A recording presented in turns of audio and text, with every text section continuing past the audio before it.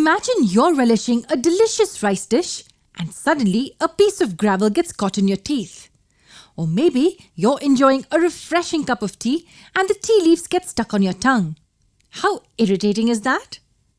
What do we do to avoid such situations? We separate the impurities or the unwanted substances from the consumables. That's easy.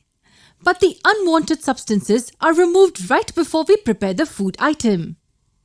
The process of separating substances is not only applicable in food items, but the separation process is seen in many fields ranging from agricultural practices to scientific experiments.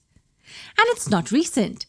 It's been many years that this practice of separating substances has been used. Let us now understand how and why substances are separated. We divide the concept into two major parts: separation of solids followed by separation of liquids. To begin with, we have the separation of solids. For this, there are several methods usually employed.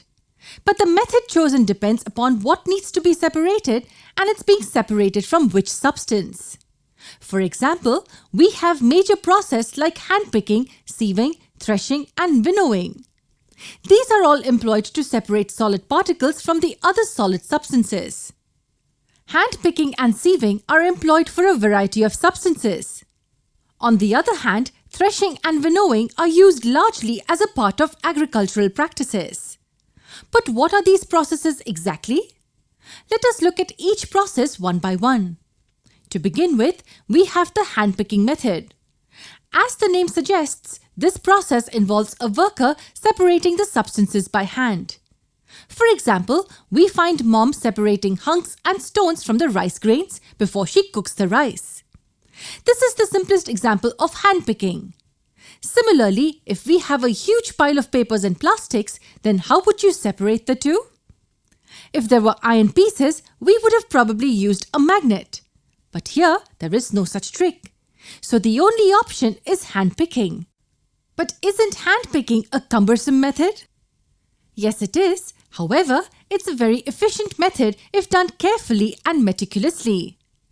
Now we move to the next method, which is more widely used compared to any other method. A method called sieving.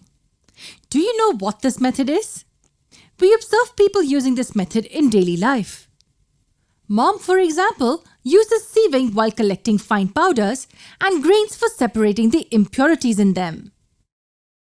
Flours are usually sieved so that any granule or hunk in it gets separated.